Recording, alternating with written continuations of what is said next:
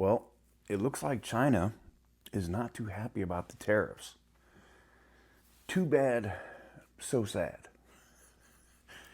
The market has been responding all morning. I've seen some crazy swings. I've seen it go as high as 1,400 to where it's currently at about 550 up on the day. And part of that has to do with talks, negotiations going on with Japan and Korea directly. And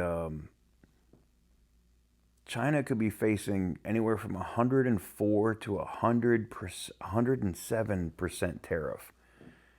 It would basically bankrupt their economy. Is China going to blink? Let's talk about it.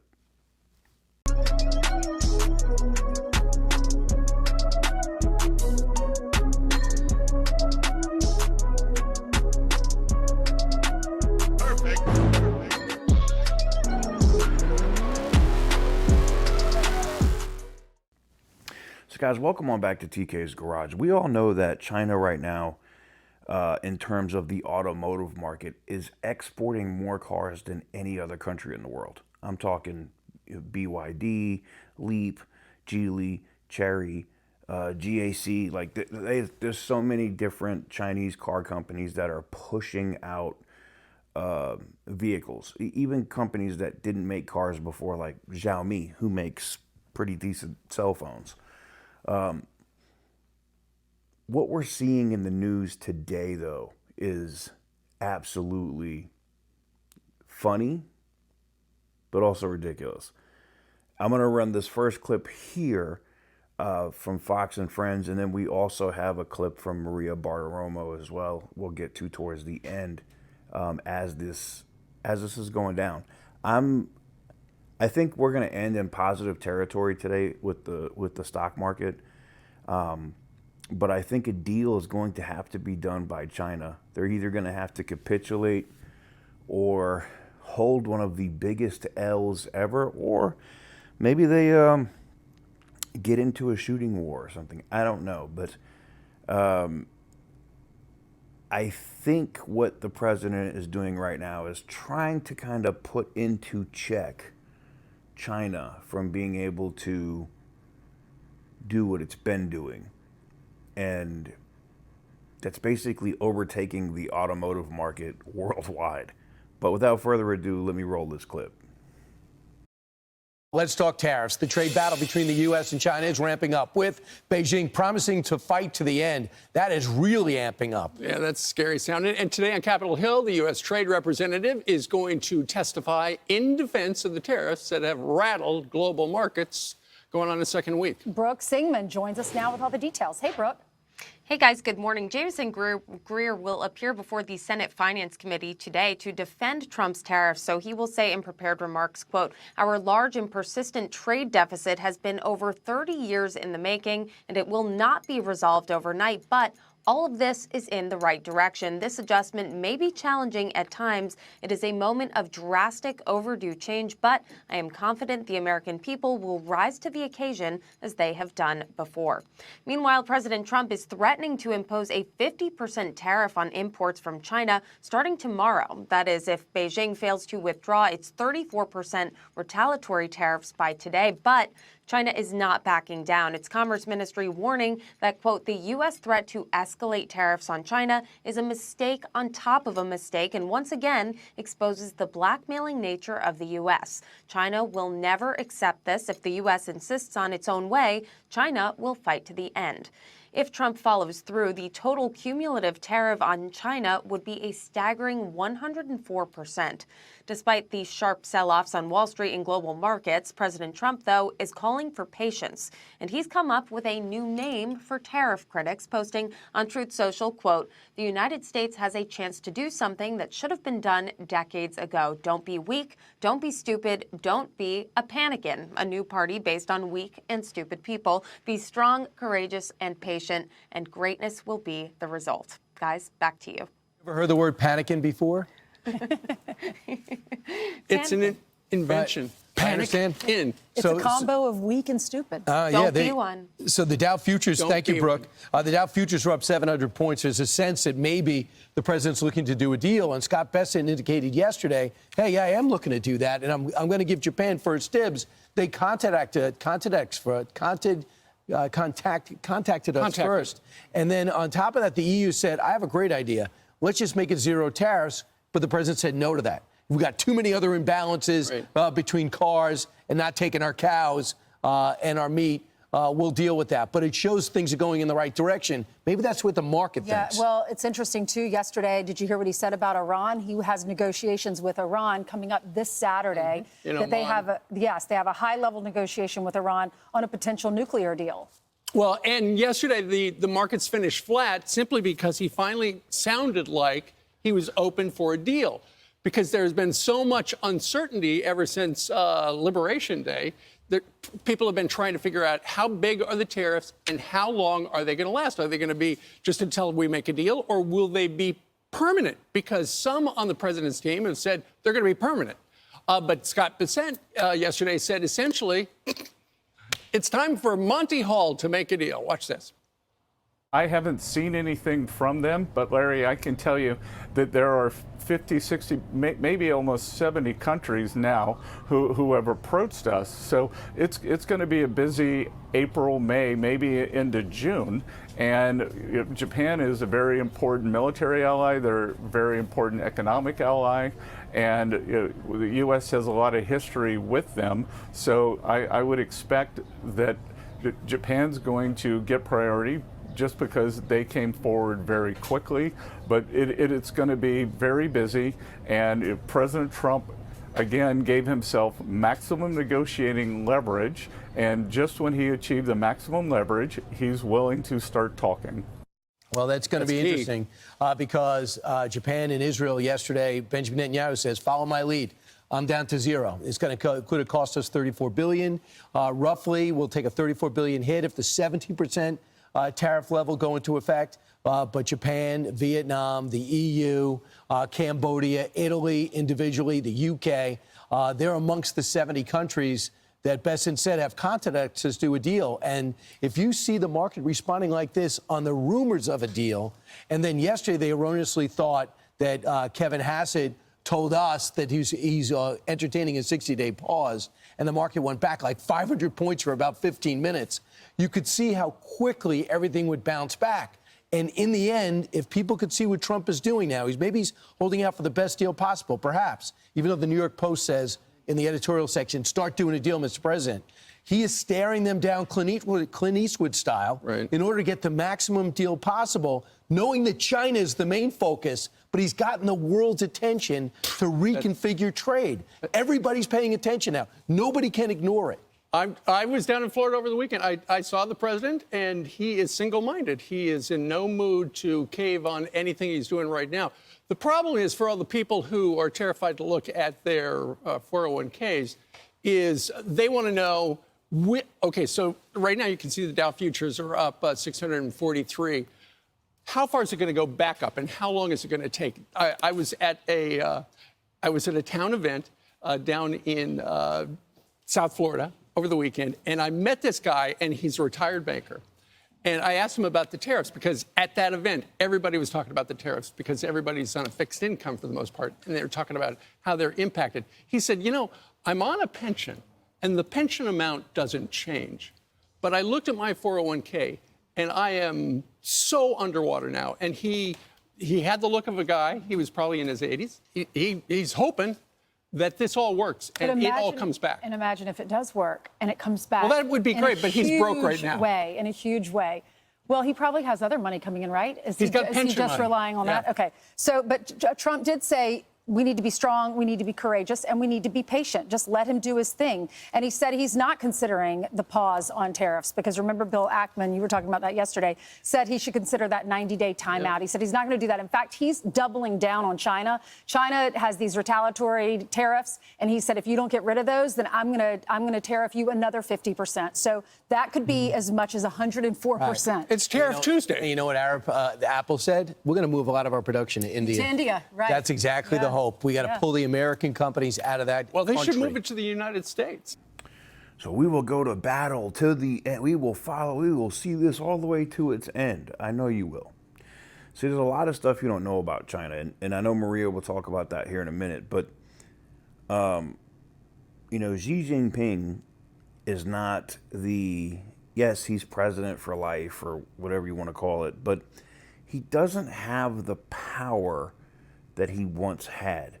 The Politburo actually took away his ability to control the military, which that's where the actual power is. At this point, he's kind of like a figurehead, right? They can't get rid of him. It makes them look weak. But at the same time, if the markets all of a sudden continue to crash and go down, and these tariffs make it where they can't actually do business in the market where they make the most money, which is here, it could be a very bad day for Xi Jinping and China. But let me roll this Maria Bartiromo clip and then tell me what you guys think. We'll finish up, and I really want to know what you guys think, because I think these tariffs, and I think the other side politically is going, oh crap, this is working. And I'm even watching the change in attitude and how they're even speaking in Congress today during hearings, as they're watching the public perception switch. So without further ado, let me roll this clip.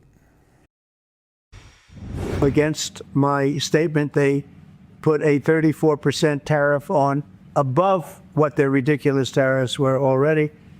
And I said, if that tariff isn't removed by tomorrow at 12 o'clock, we're putting a 50% tariff on above the tariffs that we put on. They become a rich country because of people, again, that were in the White House that allowed this to happen. Hundreds of billions of dollars a year they'd make on us on trade, and it shouldn't be that way. And I have a great relationship with President Xi. I hope it's going to stay that way. That's President Trump, who sees the communist China threat exactly the way it is. He told reporters about putting that extra 50% tariff on Chinese goods if Beijing does not reverse its retaliation of 34%. The addition would bring the total tariff on China to 104%, something that Beijing cannot afford. China is vowing to, quote, fight to the end in its response, even accusing the United States of blackmail. Joining me now is the Heritage Foundation Senior Research Fellow for China and National Security, Steve Yates. Steve, your reaction? Well, Maria, this is a nice, healthy dose of Chinese projection. It's kind of astonishing in some ways that this challenge snuck up on them somehow, even though I think pretty much telegraphed from Trump's first term there was going to be a desire to engage in renegotiation immediately on all the terms of trade. But China's reaction, I think, hopefully is a lesson to the wider world. They want to hit us on soybeans and things like that. It's basically a message to farmers that in a time of crisis, China expects you to side with China, not America's economy. I doubt that's where farmers want to be. On fentanyl, they're pledging to pull back on cooperation.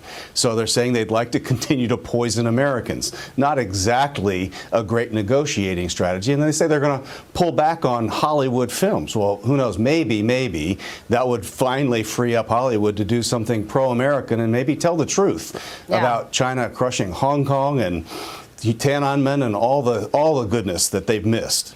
Absolutely. Well, yeah, good luck with that, Hollywood. Look, I've been making the point for some time now, Steve, that the Chinese economy is much weaker than people realize. My audience knows, I know, we are aware of the weaknesses in China and the weakness, the weakened position that Xi Jinping is in. I reported this months ago that Xi Jinping, I was told, had a mini stroke a couple of years ago, and the Politburo actually took the military away from him, that he does not oversee the military. That was given to his quote-unquote brother. It's not his real brother, but one of his deputies. So, and then recently they actually took out one of his deputies out of the military. So all signs tell me, my opinion. Are you LLC curious? Wondering, is it time to make my business official? With Busy, forming your LLC is simple. That China is much weaker than people expect. And if you're talking about a 104% tariff on Chinese goods, it's over. They're not going to be able to handle that. They will have to bend to President Trump. Am I right? Well, absolutely right. And this has actually been a long-term truth that America has always had much greater leverage and never seemed to find a way to use it. In an odd way, our large consumer market is quite powerful, and China doesn't have a lot of alternatives. And no matter what they want to block by way of American sales going into China, that will hit a few large companies perhaps. But the broader state of play is that China has a much smaller and weaker hand, and they are at risk at home, whether it's demographic, population change, but definitely financial institutions, and their dependence on this export model is profound. So yes, we finally found leverage, but we have to see whether it'll be used. So far, Xi's leadership has been willing to pick fights rather than negotiate and stand down. Yeah, a different stance from others like Japan and South Korea who want to do deals with President Trump. Secretary Scott Bessent announced that the U.S. is opening trade negotiations with Japan right now. He posted this on X. President Trump has tasked me and the U.S. Trade Representative Jamieson Greer to open negotiations to implement the president's vision for the new golden age of global trade with Japanese Prime Minister Shigeru Ishiba and his cabinet. The Treasury Secretary gave Larry Kudlow more details last night and broke this news. Watch. I'll reiterate what I said last week. For countries that don't retaliate, we are at a maximum tariff level, and it is my hope that through good negotiations, all we will do is see levels come down. But that's going to depend on the other countries, and President Trump is going to be personally involved in these negotiations, and he believes, as many of us do, that there's been an unfair playing field, so the negotiations are going to be tough.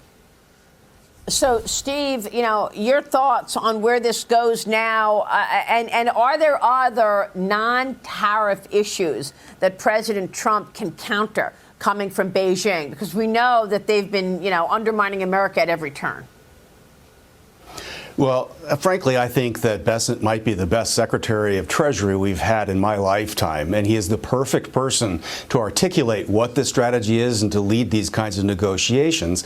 Also, Japan is the perfect target for where the priority ought to be. It is the next largest economy after the United States, competing with the People's Republic of China. So if we're going to have global rebalancing of investment, manufacturing, natural resources, rare earths, and things like that, the U.S. and Japan cooperating is profoundly important to reordering those systems. Yeah. It also kind of puts the lie to the notion that the Trump administration is anti-ally. This is a huge opportunity for Japan and the United States to fix things. That is the single best foot forward in countering China, in my view.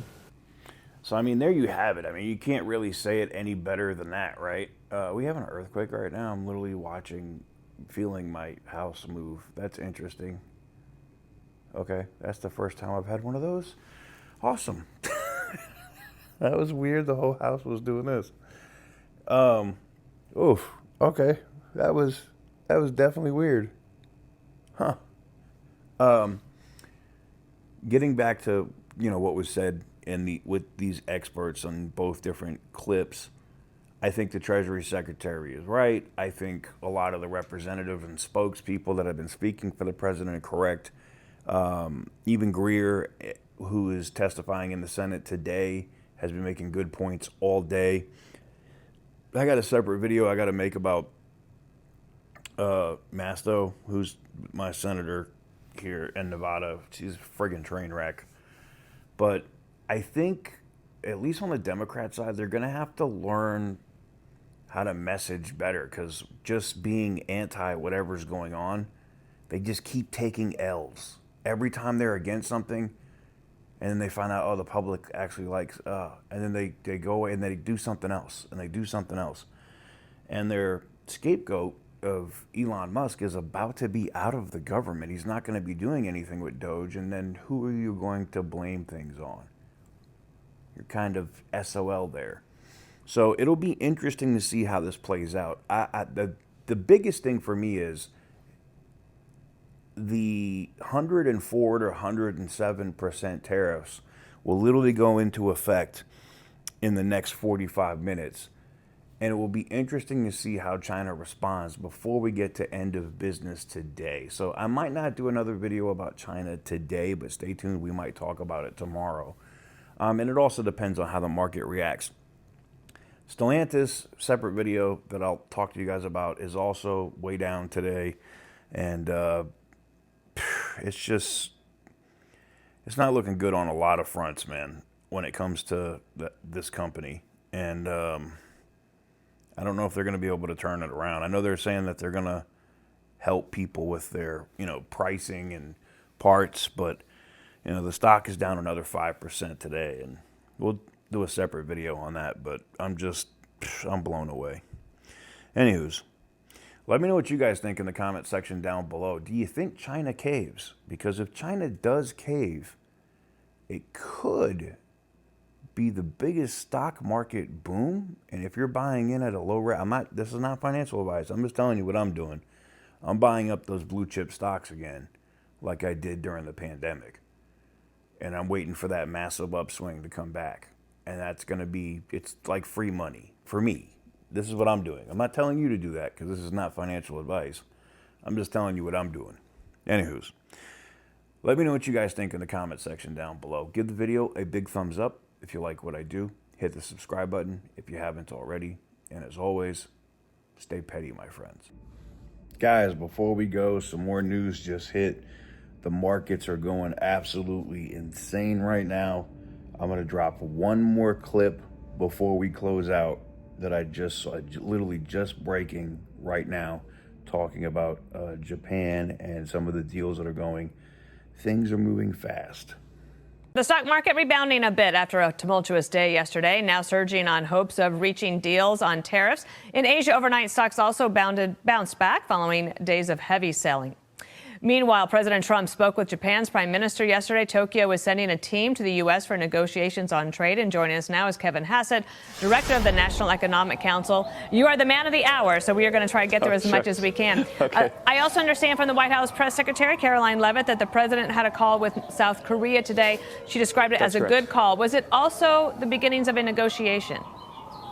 I think that right now we're managing a massive number of requests for negotiations. It's actually logistically quite challenging just to go through them. It's something that I've been spending a lot of the time this morning doing, because at NSC and NEC, what we have to do is prioritize the meetings for the president, and there are so many to go through that, we're actually getting ready to present a plan for him on, who and when. But yeah, he obviously prioritizes two of our closest allies and trading partners, Japan and Korea, and the word out of those conversations was really positive, and positive really for American workers, American farmers. There are a heck of a lot of concessions on the table. In the end, the president, of course, is going to be the one who decides whether the deal is good enough to change his mind about the tariffs. In the end, will you advise him, or will he make a decision to separate the issue of trade barriers and trade deficits? Because some countries, they're never going to be able to buy as much from us as we do from them. I think in the end, he said in the speech that he wants fair and reciprocal trade that treats American workers fairly.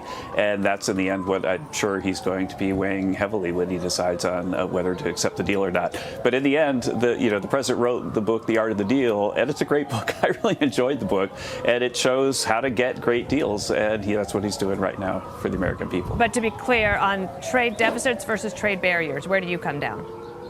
Well, there are some countries that we have trade surplus with now because they don't buy much of our stuff, but we have raw materials we need from them and so on. So I think in the end, the point is for the big trading partners that have been giving us massive trade deficits for years, even decades, because of their unfair trade policies, that's what we're focused like a laser beam on. All right. So I guess more to come on that because it's not exactly clear. Wall Street does affect at some point Main Street. And this from Bloomberg today, that there are an historic high number of people who are cashing in their 401ks right now. And that means that also comes with a penalty. Empower sees hardship withdrawals running 15% to 20% above the historic norm. So that's not good timing for them in the last few days anyway. Does that give you concern about the bigger picture of an economic slowdown when what we need is economic growth? Well, first of all, I'd have to look at the base of those numbers, because a 15 or 20% increase off of a really low number would be less concerning. The fact is that markets move up, markets move down, and one of the things that we've seen historically in terms of behavioral economics is that people tend to get anxious when there's a downturn and then sell and then miss when it comes back up. And because of that, the people who try to time the stock market tend to accrue far less wealth than the people who just put their money in and hold it. Right. And I'm a buy and hold person. The stuff I've been buying for my whole life, I've been holding for my whole life, and I think that's the best strategy for investors. I hear you on that, and unfortunately I'm in a similar position, but a lot of people aren't. Let me ask you this. Are you counting on the Fed to lower interest rates in order to get to your numbers to pencil out for economic growth? The Fed, we respect the independence of the Fed. The Fed will decide what it wants to do on interest rates. I'm sorry, Dana, I don't comment on the Fed's interest rate policy. I mean, I respect not commenting on the Fed. I used to have to do that dance myself. My last question for you is this. I wasn't dancing. The president spoke to Japan yesterday, spoke to South Korea today. That sounds like it was positive, the market reacting that way. But China is the big monster in the room. And do you expect either a call there, or do you think China will go forward today and add more to its tariff policy against the United States? The instructions from the president for all of us have been very clear that we're to prioritize our allies and our trading partners right now as we move forward with the trade deals. And so the president will decide when and if to talk with China. But right now we've received the instruction to prioritize our allies and our trading partners like Japan and Korea and others. And so that nobody thinks that the police are coming to get you. You told me that you believe that some of those sirens are because Bibi Netanyahu will be leaving soon, and that would be his motorcade. Thank you so much for joining us.